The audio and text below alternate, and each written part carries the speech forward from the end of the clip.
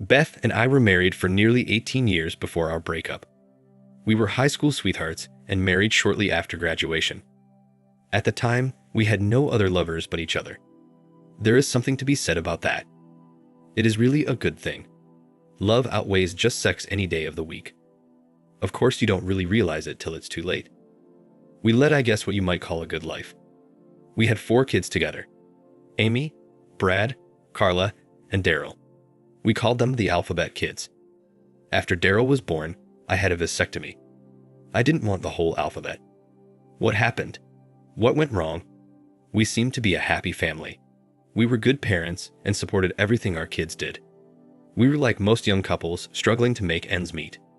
I worked in a manufacturing plant, and Beth started working at the local Walmart store once the 2 older kids started school. The younger kids started in daycare when one of us wasn't home to watch them. It wasn't the greatest thing to do, but in today's society, that's how it goes.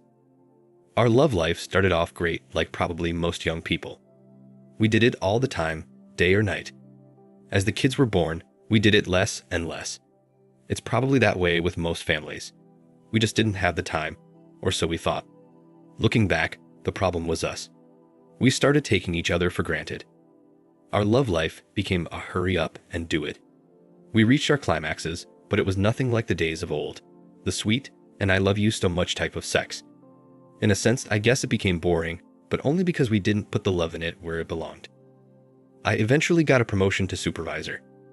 Our financial situation became much better. As the kids became older, we were able to go out once in a while. Dinner and a movie was enjoyable. It started to put a little of the luster back into our somewhat boring relationship. I guess all marriages go through it. You love each other, but take each other for granted. Beth came home one day and said she wanted to go out with the other girls at work. I didn't see any problem with that since our kids were now old enough to take care of themselves. This happened about 5 years ago. She got dressed in slacks and a blouse. She was like a lot of women, always worried about her weight, but she always seemed to look nice at any weight. When she got home, I asked her if she had a nice time. She told me she did, and about some of the other girls. I have nothing against Walmart, but a lot of the women that worked there were divorced and separated. It didn't seem like the type of people that Beth should be partying with. I told her so, and she got mad at me for downgrading her friends.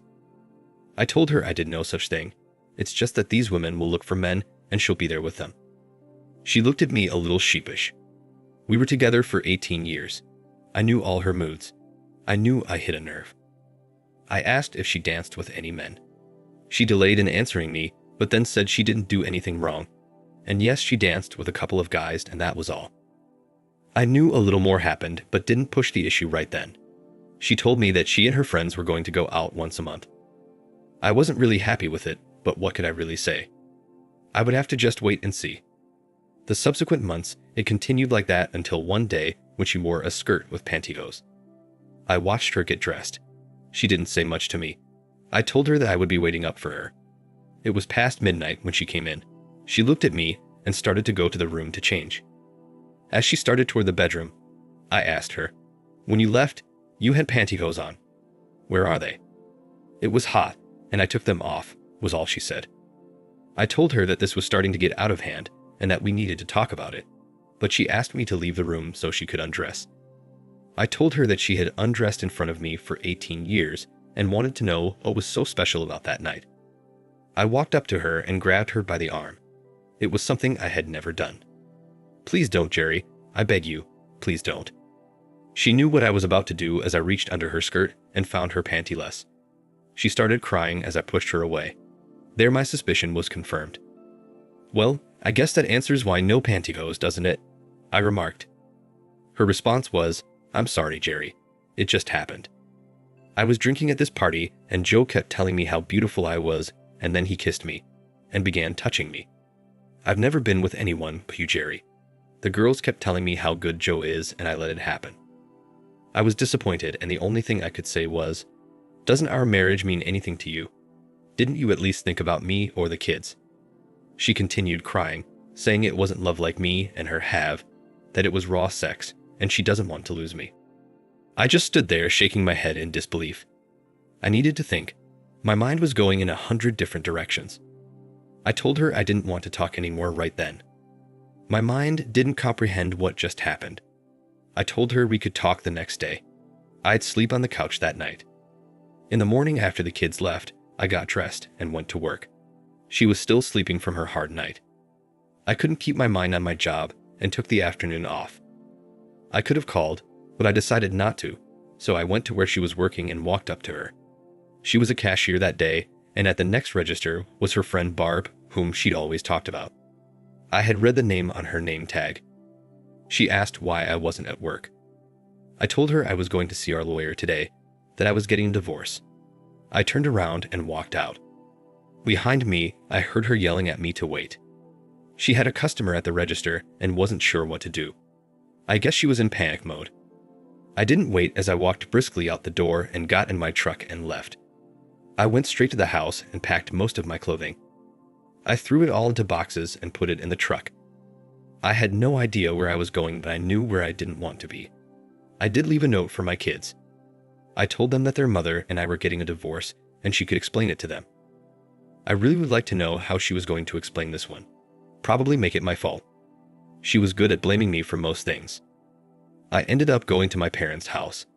They were in their 60s and had been married over 40 years. I told them that Beth and I were separating and would probably get divorced. I know it hurt them because they really liked her, and this was probably a shock. I told them I needed a place to stay, and they offered me the whole basement. It was all remodeled and had a nice bedroom and even a small kitchenette and living room set up down there. They told me I could stay as long as I needed. They didn't much use the basement anymore. They didn't like the stairs. About 2 years ago, they moved the washer and dryer upstairs after Mom's hip replacement. I told Mom and Dad that Beth wanted more freedom. It was kind of hard to explain that she wanted to sleep with other people. I didn't want to tell my parents that. I just told them that we felt differently about a number of things and didn't think we could come to an agreement. They weren't happy with that explanation, but that was all I could tell them for now.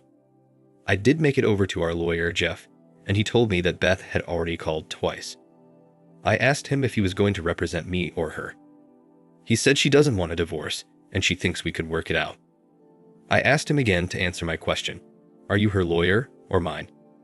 He said he's hers since she called him first, and he accepted the case. He advised we both talk with each other since we are both his friends, and he hates seeing us both in divorce court. I asked if she mentioned why I wanted a divorce. He said she told him we both had an argument about her going out. She got drunk and cheated on me. I explained to him how she went out after I told her I had a bad feeling about it. I then thanked him and told him I would hire someone else, and I'll reach out as soon as we get a plan together. I turned around and walked out. Martha was the best divorce lawyer in the state. She was as hard-nosed as they come. I knew a few men who went against her, and they were all taken to the cleaners. I contacted her and was given an appointment for the next day. She told me not to talk to Beth until we had our meeting. I asked her about the kids, and she told me to have my parents call them and tell them we would talk in the next couple of days. My parents did call the kids and talk to Amy, our oldest. They told Amy that I would call them and talk to them in the next few days. They mentioned that if any of the kids had an emergency to call them. Also, that I would be staying at their house. About 2 hours later, Beth called the house. She told my dad she needed to talk to me. I shook my head no, and my dad said that my lawyer said not to talk to her that day. I would call her after meeting with my lawyer. I heard my dad say to Beth, "I don't know what happened between you two, but you must have hurt Jerry terribly. I've never seen him like this." He talked a little more and hung up the phone. He looked over at me and said, "Beth told me to tell you she loves you and not to do this to your family." I was pissed. I knew she was going to throw it in my lap, make it my fault. My mom was out of the room, so I told my dad the truth. I told him not to tell Mom because it would crush her. She loved Beth. He had tears in his eyes when he left the room. My dad was a pretty sentimental guy. I did go to work the next day. I wasn't allowed to accept personal calls in the plant except for emergencies. I told my manager about applying for a divorce and to make sure no calls were forwarded from Beth as emergencies. I was glad to be working. It kept my mind focused on something else other than her. I met with Martha after work. She asked what I want to happen. I told her I wasn't really sure. I love Beth, and I don't want to destroy her or anything like that. I just can't live with the lifestyle she wants. I'm not into sharing her, and I'm not interested in having sex with just anybody. I am somewhat worried about the kids. I know they're older, but I don't want her bringing every Tom, Dick, and Harry to the house. Although I don't think she would do such a thing, but I didn't think she would cheat on me either. Martha replied, people go through this every day. We can do whatever you want. I take it you don't want the affair situation publicly known for the sake of the kids. You need to support them, and we can pretty much dictate the amount. You can give or take whatever you want. You're in the driver's seat here. We might have to use the affair as a weapon to get things settled, but we'll go for irreconcilable differences in the end. Is that all right with you? You're my lawyer. I'll follow your advice, I replied. She continued, you make a pretty hefty salary. Since she is working, we probably can get away with $500 a week in child support, and as the kids turn 18, knock off about $50 a week. No spousal support, and when all the kids are over 18, the money stops. You'll also be responsible for their medical. As far as higher education, it's up to you if you want to supply any. You don't have to legally. Your oldest is 17 and your youngest is 12, so you will have to pay some support for the next 6 years. Do you want to go with this, or do you want something else? I asked, what about our savings and my retirement package? She answered, all the savings will be divided equally, as well as any bills that are in both of your names. You have 2 vehicles, so you can each have one. Your retirement is exactly that, your retirement. We won't let her touch that. The house and furnishings are the only things left. What would you like done with them? I said our house was worth about $200,000, and we owe about $60,000, but my kids live there. I'm not sure what to do. She suggested that I let her have the house to live in until the children are all grown and out of the house. Say age 21 for an example. At that time, the house will be sold and the money divided equally, or one of the 2 parties can buy the house at half the worth minus what's owed on it. She will be responsible for half the house payment. I agreed with her suggestion. Then I asked what if either Beth or Jeff want to fight it. Her response was, then we pull out the big guns and bring up the cheating. I'm pretty sure they don't want that. If they do, then we'll ask for custody and a 50-50 split of everything, and of course no support since she won't have the kids. I took the next day off, and Martha called Jeff and told him that she had an offer for him and Beth, and asked if they could be at her office at noon. Of course he agreed to it.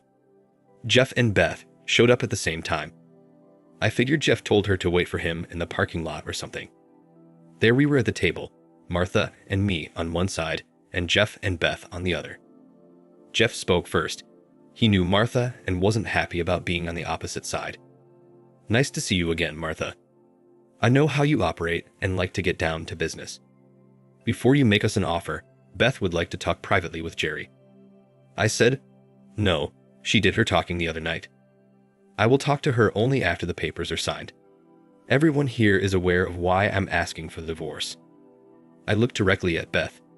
If you're afraid of having your love life being exposed, please listen to my offer. I think it is most generous. Martha said, well, that question was answered. Jerry has made you a very fair offer. He will use irreconcilable differences for the reason of separation. As you can see, he has given you a decent income while your children are living at home. The only debatable issue here is the house. I think he has been very fair in his offer here also. She handed a copy to Beth and one to Jeff. Jeff spoke again. We need time to look over this document and see about a possible counteroffer. I will talk with Beth and get back to you in the next couple of days. Martha responded, just so we are clear on the issue, there will be no counteroffer. If you turn this offer down, which I believe would be very ill-advised, my client will file under adultery and ask for custody of the kids and the house. Beth looked up and was crying. Martha was playing hardball, and it hurt me to see Beth cry. She grabbed a pen and asked where to sign without even reading it. She was crying full-fledged tears then. She was afraid of losing her kids. Martha replied, ma'am, please calm down. Jerry doesn't want to hurt you or the kids. Please take a day or so, as Jeff has suggested, and see if everything is agreeable.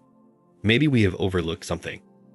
I'm sorry about my threatening tone, but I wanted to make it clear that we are offering a very good settlement here. Jerry is seeing to it that you and your kids are well taken care of. So please take the document and discuss it with your lawyer, and Jeff and I will discuss it, say, tomorrow. Beth looked at me while her crying lessened some. Jerry, I do love you no matter what you think. I was just hoping that we could put some time between us and maybe get back together, but I see that you have already made your decision. No, Beth, you made my decision for me. You want the freedom to do as you please, and I'm giving it to you. The only thing I ask is that you keep your lovers away from my kids or I'll take them from you. That's a promise. She started crying again as she hurried out of the building. Jeff said goodbye to us and told Martha he would probably see her the next day. Martha looked at me and told me it looked like I would win this case. I told her there are no winners, only losers. I lost the only woman I ever loved, and my kids now live in a single-parent home. No, we didn't win. We just got a fair agreement. My daughter Amy drove the two youngest over to my parents to see me. I was happy to see them. They kept asking questions, and I kept telling them that their mom and I weren't getting along, and we didn't see eye to eye on some major issues, and we would be getting divorced. I tried to explain to them that their mother and I would always be in their lives, we just wouldn't be together. I hugged and kissed them all as they told me how much they loved me. I told them they could always call me or Grandma's house. Brad showed up a little later. Dad, I have a question for you. Did you cheat on Mom? No, Brad, I would never cheat on your mother. Why would you ask me that? Well, Jim and Travis, my buddies at school, said their parents are divorced, and in both cases their dad was caught cheating on their mom. I was hoping you didn't do something like that. God, I love you, Dad, and I'm going to miss you. Brad, you won't be missing me. I'm not leaving the country. I'll always be here for all you kids. It will just take some time getting used to our situation. Well, the divorce was finalized and I kept my promise to the kids. I went to most of their school functions. I saw Beth at most of them. She was a good mom, and if she was having any affairs, she was keeping it very private. I might mention here that Beth and I were always on speaking terms. We got together for the kids' birthdays and other special occasions. The only agreement we had was she wasn't to mention her dating life to me. We talked about the kids, holidays, my parents. No topic was off limits but her love life. A couple of times she started to say something about a male friend or something along those lines, and I would get up and leave. The agreement that Martha and I wrote up were all signed. I wasn't there when Beth came in to sign it. Martha told me Beth took it pretty hard. We had a few arguments with Jeff on what credit cards would be paid and by whom. I guess that was his way of saving face. I told Martha that if push came to shove, I would pay them. We canceled all our credit cards and had new ones issued in separate names. I talked with the kids regularly. They told me that their mom accepted the fact that we were divorced and seemed a little happier. I asked them if she dated, and they told me no. She did go out with girlfriends about once a month. I think I cringed when I heard that. I never did have that heart-to-heart with Beth. She wanted the freedom to explore, and that wasn't my thought in life. You don't marry someone and decide to find new attractions. It was the way I was brought up. As I mentioned, my parents were married over 40 years. Maybe we did get married too early, and she didn't get a chance for whatever it is she is seeking. I never explored the sexual realm either. I was happy with Beth. Going back a couple of years, I should mention that I did start dating again. I went out with a few women from work. At my age, most women I met and dated were divorced. I did have intimacy with a few of these ladies, but it just wasn't the same for me. I mean, it was good, and I treated them all with respect, but I always thought about Beth. It's funny how you can't just shake it off and go on with your life. I tried, believe me, I really tried. All the women I dated just didn't do it for me. My best days were the family events when I could see Beth. One night, I went out with the guys from work. They said they knew a noisy lounge where the women hung out. Of course, you know who I saw there. It must have been ladies' night out. I looked up and there she sat. It was funny though because there weren't any men around them yet. I didn't know any of the women she was with. The only one I ever met from her work was Barb, and she wasn't there. I walked up to Beth from the side so she didn't see me coming. I asked, "Would you like to dance?" She asked, "Jerry, what are you doing here?" I replied, "Just out with the guys." "Are you waiting for someone, or do you want to dance?" "No, I'm not waiting for anyone, and yes, I'd love to dance with you. Let me introduce you to my friends." She rattled off a half-dozen names and then said, "These women all belong to our card club. About once every 6 months, we go out instead of playing cards, and it just happens to be tonight. Now, how about that dance? We went up to the dance floor, and we had 2 slow numbers in a row, and then the band started a fast one. I said, I never could dance to those type of songs, as I walked her back to her table. She seemed sad that I took her to the table. Ladies, it was nice meeting you. I better get back to my friends. As I walked away, it just didn't seem right. I didn't want to see if she was approached by another man. I told my friends that I had to leave and would see them later. As I walked out the door, I turned and saw Beth staring at me. The next day, I got a call from her. She said it was nice to see me out and about and enjoyed being with me. She asked me if I would help plan Amy's wedding reception. My oldest daughter was going to get married. It seemed like just yesterday I held her in my arms. Now here she was ready to start her life with her boyfriend. It's funny Beth called the day after I had seen her since I knew Amy's wedding was about a year away. I told her I thought it was a bit early since it was so far away. She told me that reservations and such have to be made way in advance. I suggested she give Amy a call and make the plans with her. After all, it was her wedding. After they got their ideas on paper, I would look at the financial end. She said that was okay, and she would give Amy a call and get things started.